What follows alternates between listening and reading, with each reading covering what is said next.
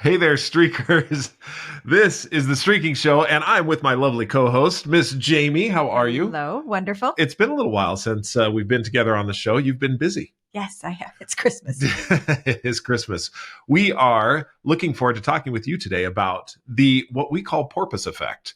What happens as far as the motivation that goes on and you get motivated and then you lose that motivation and why we do that and how we can overcome it. That's what we're going to talk about today on the Streaking Show. So let's get streaking.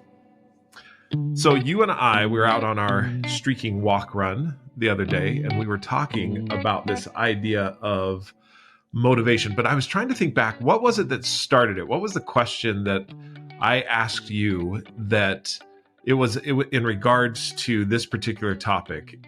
Was it because we didn't start here? We didn't start to where we're going to get. By the way, we'll get there. I don't remember where we started, but I remember we were talking about a friend. We were talking about a friend that takes medication for mental health. Yes. And was doing really good on the medication and then stopped taking the medication. That's right. Yep. Because they felt like they were doing really good and not recognizing that the medication was really what was making them feel so good. And then I was talking to another person who had said that when someone struggles with like manic depressive disorder, it can be difficult because the medication helps mitigate those swings. So they're not as manic and they're not as depressive. It makes the emotions come more into a center line. But from their perspective, because the swings were so far and wide between their emotions, that the medication makes them feel like they feel dull because they're accustomed to this more wide level of swing in emotion. Yeah. And so, that is just a very surface, but that's how our discussion started. Right. Was the idea. So then that led us into a little bit of recognizing that is honestly one of the challenges that I feel happens with streaking, is that the streaking mitigates those wide swings in productivity from no productivity to absolute, manic productivity for a short period of time, but then back to kind of a depressive state of productivity. But we get used to those swings and so when we do something like streaking that works to add a lot of consistency and balance to life, it can sometimes feel a little bit like, but I miss some of those emotions that came with the swing, especially the emotions when you're in kind of a manic mood where you get a lot done. You can get a lot of endorphins from getting a lot done. That's really, where we started. That is where we started. That was very well put too. As I think about our conversation and where we were going with it, I want to camp on just for a second this idea of productivity, because you mentioned, that's and a I neat agree. way of saying it. I want to camp on this idea. Is that I think I've used it before. Okay, it's one of those phrases that gets recycled. Yes. Camp. Paint with a broad brush. Put a pin in it. Yeah. I'm going to camp on. We're going to camp on. Okay, so let's go camping. One of the other favorite ones, just for a second, as we go down this little rabbit hole, double click. I want to double click on something. You're double clicking into it. That one comes around. Deeper. Yeah, that one comes around every once in a while. Cool. So let's camp on productivity for just a second. Set up our tent, build the fire. When I look at productivity, there is something very intoxicating about having a day where I just get a ton done. I mean, it is like, wow, that was awesome. And when I look at getting a ton done, what it is I have my task list that's built up over time. And when I knock out 10 or 12 items on that task list of tasks that have been on there for a while, and they're tasks that mean something. They're not meaningless. They're meaningful. They're meaningful. There's something real about that endorphin kick that you get when you complete all of those tasks. And it's like, wow, that was awesome. And a couple of things really contribute to that. if those things have been on your list for a while, or they're heavy, like they've been weighing on you. Yeah. And then the other thing often that happens is that to get those done, you did something abnormal. You cleared your schedule, or you locked your door and turned off your phone and, you know what I mean, said no to everything else. And not that that's bad, but it's often something that required an extra measure to make it happen. So it's not something that is necessarily sustainable on a day-to-day basis. Right.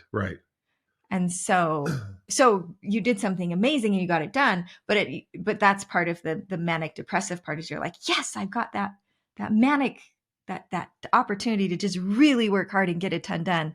But it is going to be followed up a little bit by probably some days where you're like, wow, we didn't even come close to it. And so I think of, which is normal. I guess that's what I'm saying, is it's a little bit normal to have days that you've had to do something extra special to get that extra stuff done. That's what I'm trying to communicate. Yeah. I look at it as, we just recently had Thanksgiving, right? And we had everyone over for Thanksgiving, and there was high intensity on the activities that we were getting done. So everyone came in Tuesday night, we're here Wednesday, and then Wednesday more people came, and then Thursday was the day, and we're in the kitchen and we're cooking together and we're having fun and we're enjoying it. And then we go to Friday, and what was Friday's activity? There was something every day. Family Saturday, pictures. yeah. Oh, that's right. Friday was family pictures, and Saturday we did the baby shower. Saturday we did the baby shower, and so then everybody left on Sunday. And I was trashed. Yeah, I needed a vacation from our vacation from the things, but it was that high. And then I really came down off of it and was just like it took Sunday and Monday to really recover from the intensity of those particular events. And I loved them. I mean, they were a lot of fun. Yes. But it took a while to recover from it. And they were super fun, but not a sustainable way to live life every single day. Come on. Really? And so, but you're right. This is my favorite saying, when you're saying we are burning the candle on both ends and the middle. Yeah. This is just... There's nothing left. No. And a lot of people feel that way. Right. So it was interesting, because this is something I've thought a lot about with streaking that I don't quite know how to overcome sometimes.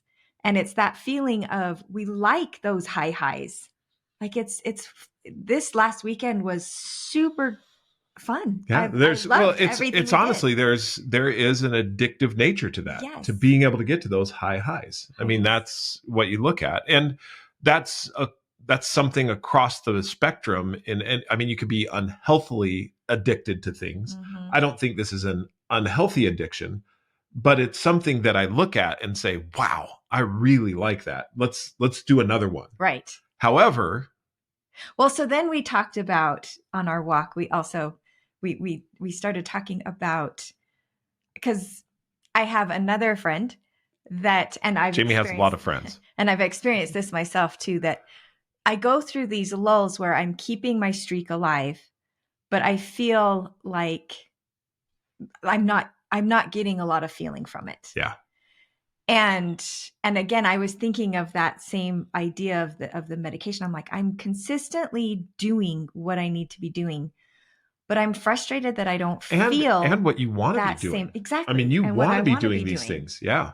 And maybe they call it the mundane of consistency, that consistency can be mundane, and you want more of those feelings that you get when you're not consistent. And it's interesting because, so this led to the part of the conversation that we were talking about, is that when I've been doing nothing on something that is important to me, and then I finally I do something on it, I make time and I make it happen, I feel amazing. And I'm comparing it to when I was doing nothing. Right. So I'm like, wow, this is great, because compared to doing nothing, this is awesome. But I've noticed that in my streaks, sometimes when I've been consistent, I don't compare it to when I was doing nothing. I compare it to when I've been doing really good. And I think, wow, this is kind of lame. I'm just doing a little bit. So I thought it was interesting. I just have to pause on this. Was a moment in the walk where I was completely blown away. This, because you shared this with me, and it was a moment where I thought to myself, that's it. I compare the amazing to nothing, or to doing something when to I nothing. have the porpoise, when I'm living that porpoise lifestyle, when I'm on the high, I'm comparing it to doing nothing. Right. And so the high is even higher Yeah. because the low was lower. And so you get this amazing feeling of like, wow, I'm doing great. But when I'm being consistent, I don't compare my consistency to nothing. I compare my consistency to something like my greats. Right. And so my consistency seems lame. Yeah. But I was like, it was revealing to me to recognize, because my consistency, I'm doing more. Mm-hmm. I'm being consistent. But I get frustrated sometimes that I'm like, I want that feeling that you get. Right. So with that, and since we've now camped out on productivity and everything, I want to add one more to what you said. And that was, and when you're being consistent, because you're comparing it to your most productive day, mm-hmm. you don't realize how much more productive you've been. You really don't. With the consistency. Yes. And when I say productive, a lot of times I think of getting tasks done. But let's broaden the horizon of productive for just a second.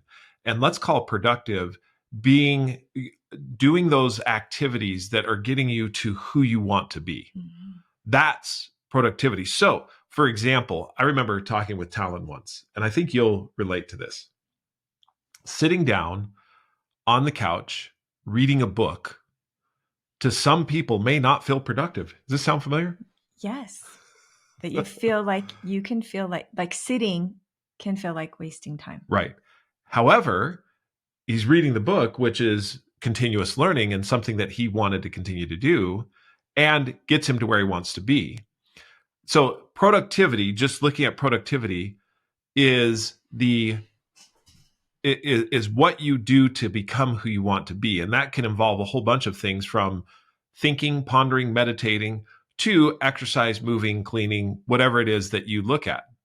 So the productivity that you get in streaking, you have to look at the entire life, your whole life, because that's what all of the activities that you're doing are about. It's not just about the act of a task that you have to complete, like doing the laundry.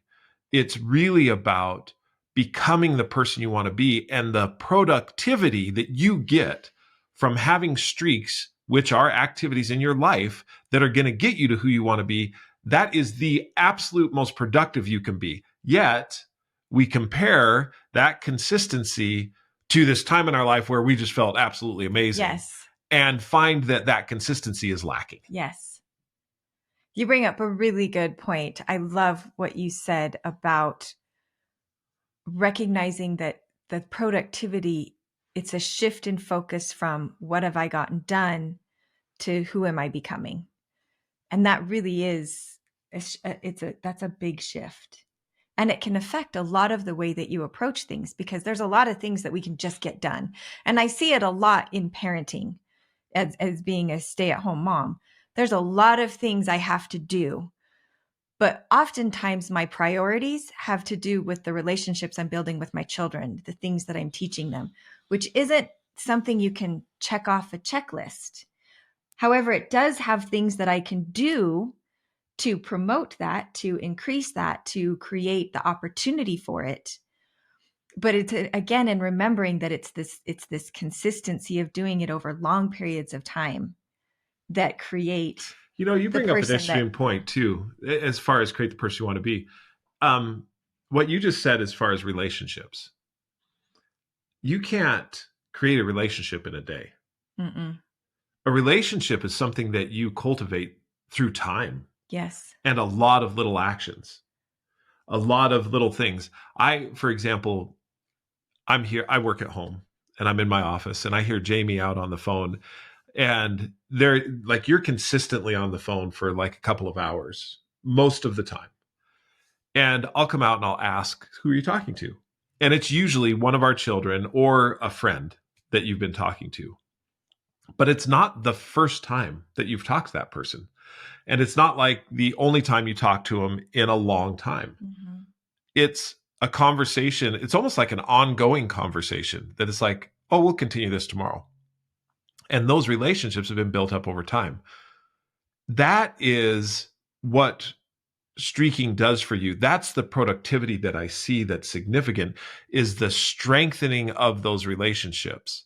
Now, I have other relationships that I will, interact with every once in a while. Mm-hmm. And it's great. And it feels awesome. And you know what's interesting about those is you catch up with them and it's like this, it's this movement of energy through you. You're just like, oh, that was awesome. I love talking to them. We got to do this more often. Right. But then you don't talk to them again for a while, for 2, 3, 4 months. But the ones that you build the relationship, the lasting relationships, are really the ones that you're doing on a daily or weekly basis. Mm-hmm. And that is, we can carry that over into becoming who we want to be in any part of our life. It's the daily activity that's going to produce the desired result. And it's an interesting thing because the emphasis is in the becoming, not always the activity. And mm-hmm. that to me is one of the most powerful, but yet most challenging aspects of it, because the daily activity is so important in the fact that you're doing it consistently, but not so important in the sense of what it looks like daily. So it's this weird... I'm trying to think of the word that I'm looking for, where it's like the yin and the yang aspect, but it's two parts of it, and they seem opposing, but they're not. They actually fit together. But it's this idea of recognizing that the consistency is the important thing. What it looks like on a daily basis isn't always going to be the same. So, and I was thinking of this in terms of building relationships and keeping relationships. There's at any given time, a relationship can be in a good place or a bad place. But the key is, do you keep coming back to try and work through it? Oftentimes that is an interesting part of a relationship, is what makes the relationship is that you're willing to keep coming back and working through those experiences. Streaking is sometimes like that you have at any given time, a streak can be in a good place or a bad place. But the question is, are you consistently coming back to it? Because it's over the time. It's the consistently coming back and keeping that relationship, so to speak, that relationship with your streak alive. Right. That you're like, this is important to me and I'm going to keep coming back to it. And yesterday it didn't look so great. Today it looks better. But the point is, I did it yesterday. I did it today. I'm going to do it tomorrow. That communicates that this is important to me. And through time, that relationship gains strength. So a question that I have, as you've been talking, I'm thinking about this, and this is something as far as to overcome the porpoise effect and the addiction to that energy high and the comparison from doing nothing to doing something, which makes you feel great, to something all the time.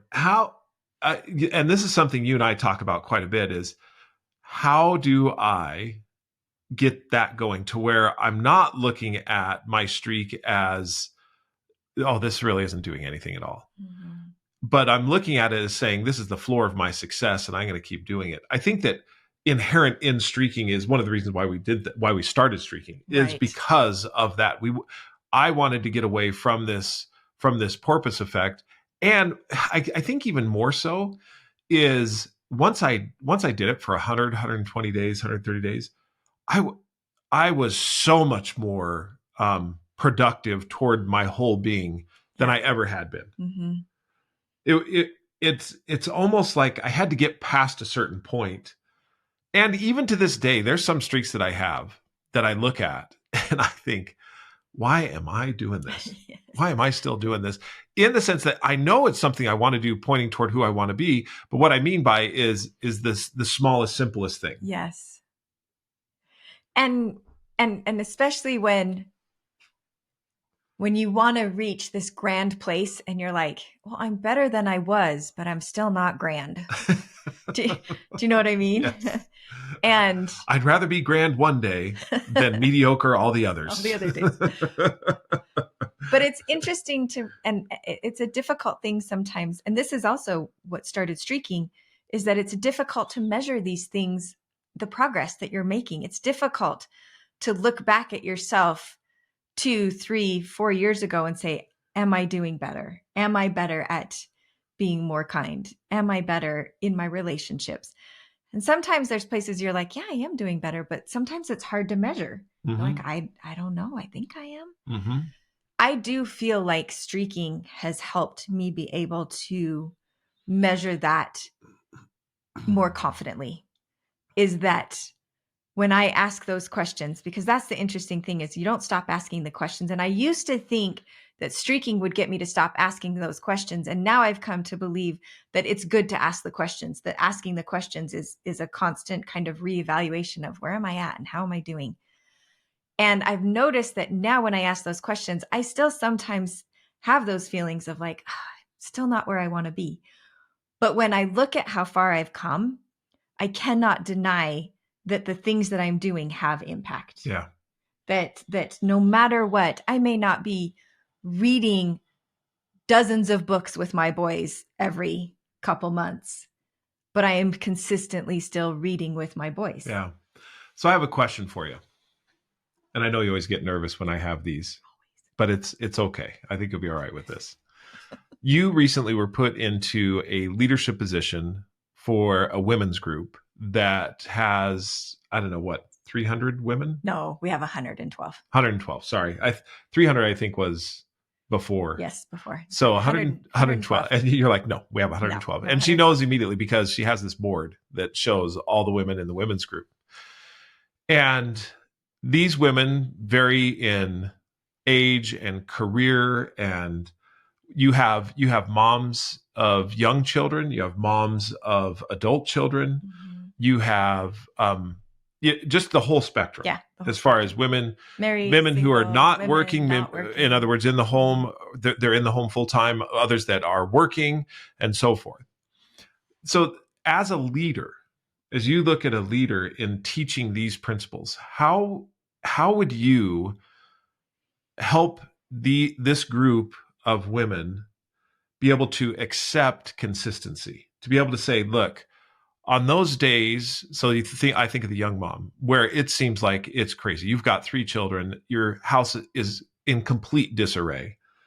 You've done what you look at as nothing productive in the day except wipe snotty noses, change diapers, and do that. And then you go to the next mom who doing similar things and working outside the home as well. And then you see where I'm going with this. How do you get those women to embrace this whole idea that even on those days, consistency will add in the things that you want to be, will add to your life? It's the drop in the bucket. But that's what I'm looking for. How do you get them to embrace that? And you may not know the answer to this, because I think this is something we've been really looking for across the board in streaking.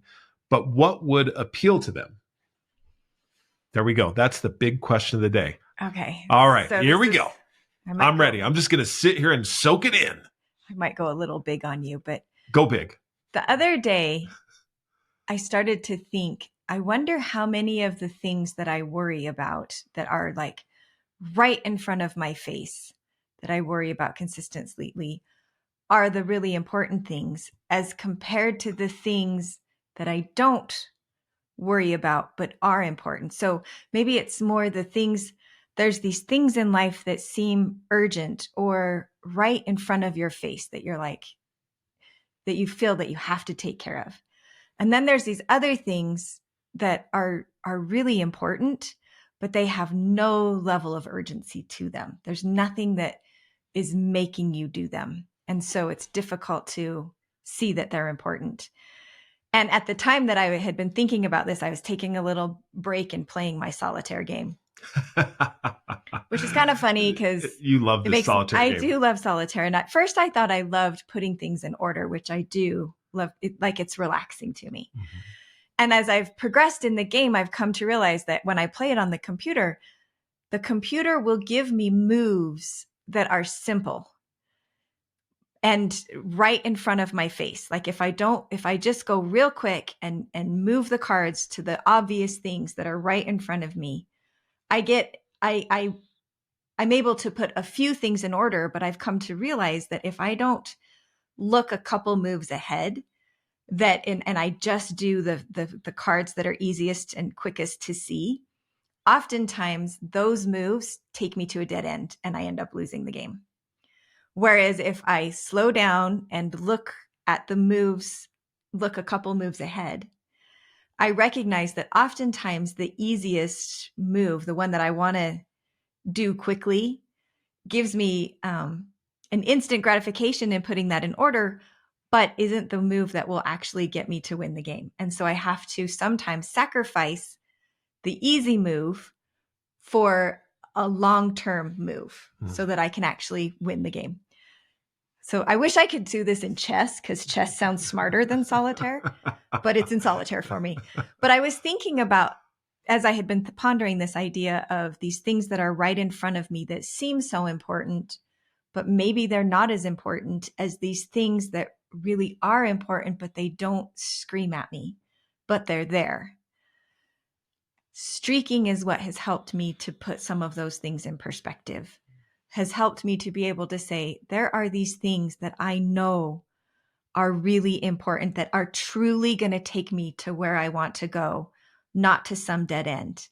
But there's these other things that are in front of me that are so enticing and so yelling at me and seem so simple and like they're going to take me to where I want to go. But I realize quickly that it's only 2 or 3 moves that I get out of those, and then I'm stuck at a dead end. Right. In life, I think there's those same things. There are those things in life that are right in front of us that can give us that feeling quickly, but we only get 2 or 3 moves out of it. And then there's these other things in life that we have to stop for a minute and really take a look at and see where they are, and oftentimes sacrifice some of the easy moves for these things that are more long-term. But if we pay attention and look, we see that, oh, this is the path that actually is going to take me to where I want to go. And I am starting to believe that the things that are going to take me to the path of where I really want to go are not things that scream at me. They're things that I have to look for. So your children that are screaming at you are not going to take you where you want to go. That's what I'm hearing. I'm not saying you ignore the things that are right in front of you, but the screaming children. Look, kid, change your own diaper, okay? I got things I got to take care of. You're ruining my analogy, Jeff. Sorry. The screaming kids are in front of you and they do have to be taken care of, but they are also a short-term situation.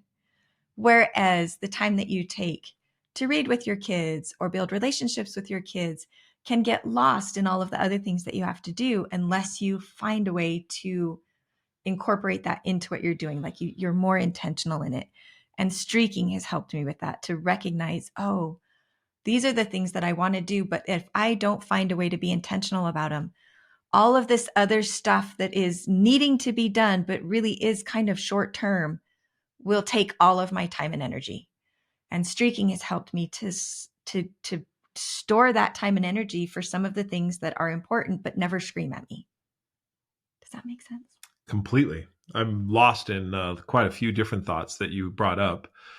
I think that there are urgent needs that need to be taken care of, like what you were identifying. And, you know, as a mom of young children, children are one of those. As a mom of older children or a mom with a career, there's always going to be something that's screaming at you. Does this fall in line with career? Do you feel the same way at work, that there's things totally, 100%. that are yelling at you that are right there, but they really are short-term things. Mm-hmm. And sometimes you have to look more long-term at how you're going to. Yeah. It totally falls in line. And what to your point, the reason I do a streak. And so, for example, let's bring in a little bit more practical streaks that we do. So, for example, one of the reasons why I started a streak of reading at least a paragraph in a nonfiction book was because there were so many things at work screaming at me to get done that I was neglecting the further development. Therefore, I had to figure out a way to get development in the midst of this urgency. Mm-hmm.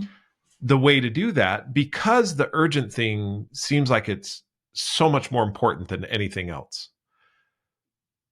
And this idea that if you get all of the urgent things done, then there'll be time to do the other things. Right. So I'll just keep doing all the urgent things and I'll get it done. I'll get it done and I'll get to the. And so there's that. And I think that the analogy with children screaming and crying and everything else, that causes a level of stress inside of everyone. I remember we were on, where was I? I was flying. And there was just a child that was not happy to be on that plane. Yes, and it does. And you can feel the level of stress and tension go up quite significantly until I put on my noise canceling headphones and went into a show. I thought, good luck to that mom. We've been there before, remember? Yes. One of the first flights that we took with our oldest child, Megan, who is having her first child, which is amazing. She screamed the last 20 minutes of the flight. And everyone was very happy to allow us to go off first. They really did let us go off first.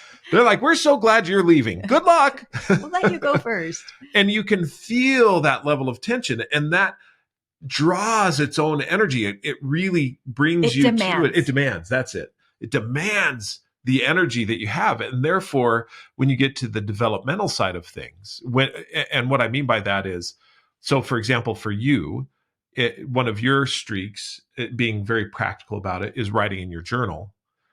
You have a streak to write at least one sentence in your journal every day. Before that, you were really porpoising. I mean, you would write like 5-6 pages and then nothing for years. Years would go in between. Yes. And I don't think that's like, I remember going back and being like, oh, I've had a child since the last time I wrote. Right. Don't tell that child that they didn't make it into the journal. But what the streak did is give you an outlet for the important non-urgent things. Yes. To be able to say, okay, the urgent things today were overwhelming and screaming and demanded a lot of my energy.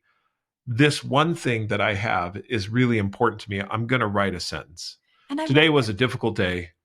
I'm so tired. I'm glad I get the opportunity just to write this. And period. Boom. End of sentence.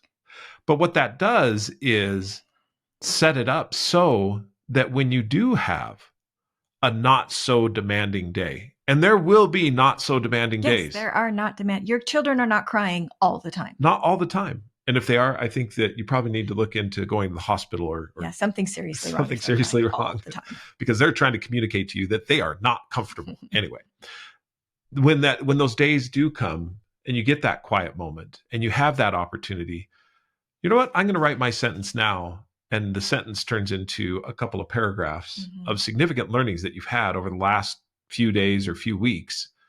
Now, all of a sudden, you've got everything up until that point, and it's productive. It's really productive, giving you energy to continue on. And I think that is one of so how would I teach people to be consistent? Right, because that's what I want to know is how would you get them to embrace this? Because this is one of the challenges that we face all the time. It's like, just set a streak around it. But it's like it's dismissed, or it's all that. It's almost like it's not believed that really won't work. But it does. If you give it the opportunity, if you look at doing a little tiny laughably something is better than doing nothing. And that little tiny laughable something will lead to great productive things. And I think that's what I would talk about, is that I guess everything takes a little bit of that leap of faith. And the leap of faith with streaking isn't in the action that you're doing. It's in the belief that it's going to make a difference.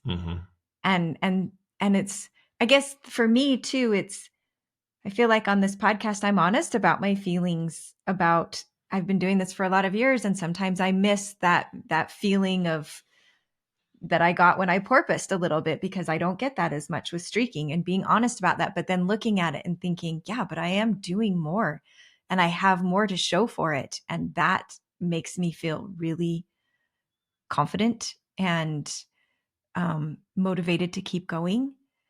And so I think, how would I get people to embrace it? The same way that we get everyone whenever we talk about streaking, is to say, just give it a try. Do the laughably simple and give yourself the opportunity to have some wins. Okay, I heard a great. So over Thanksgiving, and I can't remember what we were talking about, but we were driving home from family pictures. And we were By talking the way, about. You got to tell them about family pictures for just a second. We happened to. Okay, so first of all, there was only one time that she could take family pictures that worked in our schedule and hers. Friday morning at 8 a.m. And we got all the kids up. We had to drive 45 minutes away. Yes. So you guys, the day after Thanksgiving, we had to set alarms and have the entire extended family, all of the spouses, all these cute boys that have married into my family and, that are like, and a cute girl that we're trying to get married to our family that she's like, I don't think so. And I'm the mother-in-law that's saying, hey, guess what? Welcome to the family. Here's a cute outfit. And how would you like to get up the day after Thanksgiving at 6 and drive to family pictures? And oh, by the way, it's the only 2 hours of the whole weekend that's going to be a full-on snowstorm. Big time snowstorm. Total snowstorm. And our pictures were outside. Oh my goodness. I think they're going to turn out great. This is amazing. It was amazing. But on the way home, we were having a conversation a little bit about, and I think it was a conversation that had centered around a lesson that had been taught in church and a little bit of a negative aspect to that lesson as opposed to a positive aspect to that lesson. And we were talking about the power that being positive and recognizing what you have done has versus the power of beating people down and saying, you need to be better, you need to be better, you need to be better. And Natalia told this great story of a teacher that had been assigned in her high school. She was given all of the students that were failing. So in other words, if they didn't bring up their scores by the end of this year, they were all going to flunk out of high school. And they put them all in one class and gave them to this one teacher. And she started the class by saying, every single one of you has been hand selected to be in this class, which is totally true. And then she said, because we're going to show the school how it's supposed to be done. Now, she could have said, every single one of you is in this class because you're failing.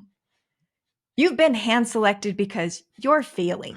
Big old L on the forehead. That's where you are. But she chose to focus on, they were all hand selected. Their names were individually selected to be in her class.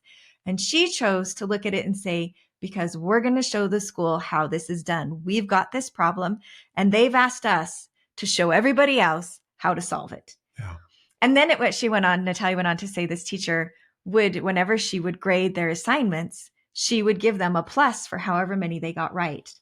And she said that one of the students got his paper back and he said, teacher, did I get an F?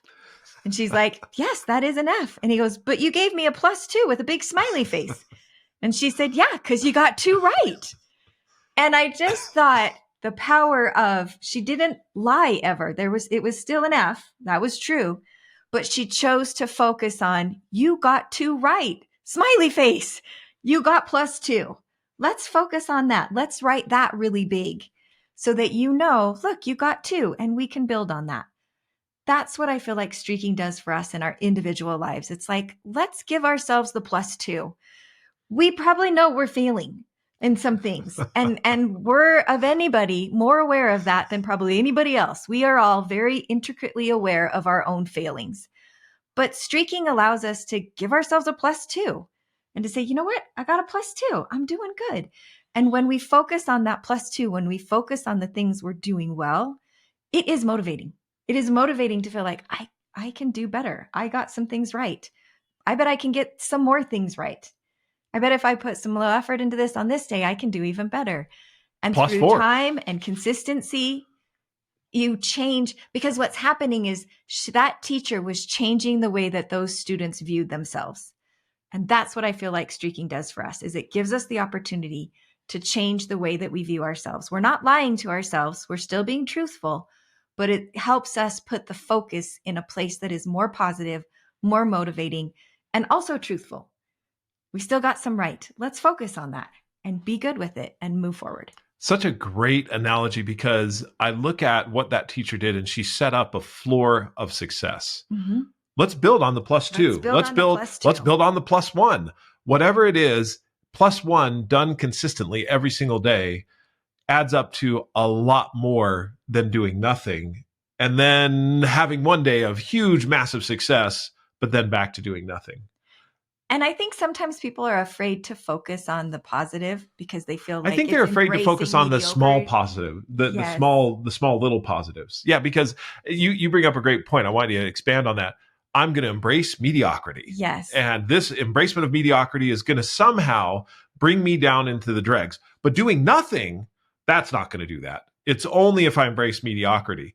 When in actuality, if you're not doing something consistently, and this is what I found in my life, is that I was embracing mediocrity by doing nothing. Mm-hmm. What I am doing by embracing the small, laughably small, consistently, every day, consecutively, I'm actually embracing excellence, because that's what we really studied, were people who were excellent. And what is it that they did? They embraced the laughably small, what they could do every single day. It reminds me of the runner who was speaking. He was speaking in church, and he said, most of the time, we are running at 70%. He was a marathon. He was a marathoner. Yeah. And he was trying to qualify for the Olympics. He's trying to qualify for the Olympics. He says, most of the time we're about 70%.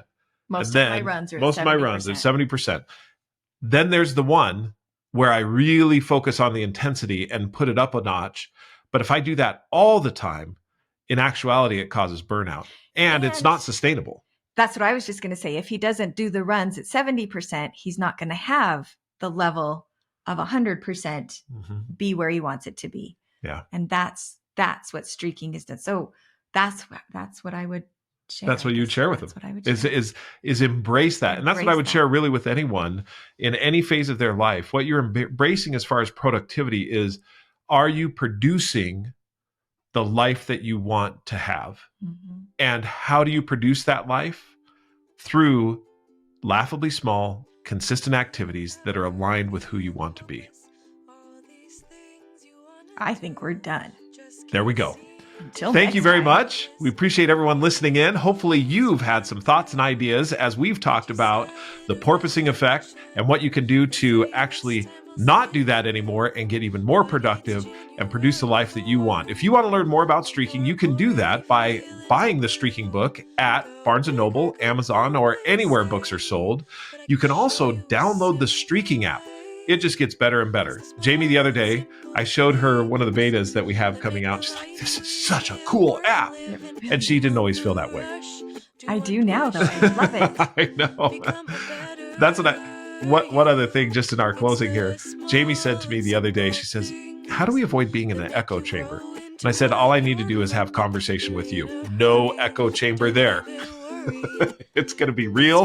It's going to be authentic. It's what we love about her. Thank you so much for being on the show today. Welcome. I need to get you on more often. Or just be happy when I'm here. Plus one. 2. Oh, plus 2. Anyway, we hope that you have a fantastic day wherever you are. And until we talk again, keep streaking. A better you.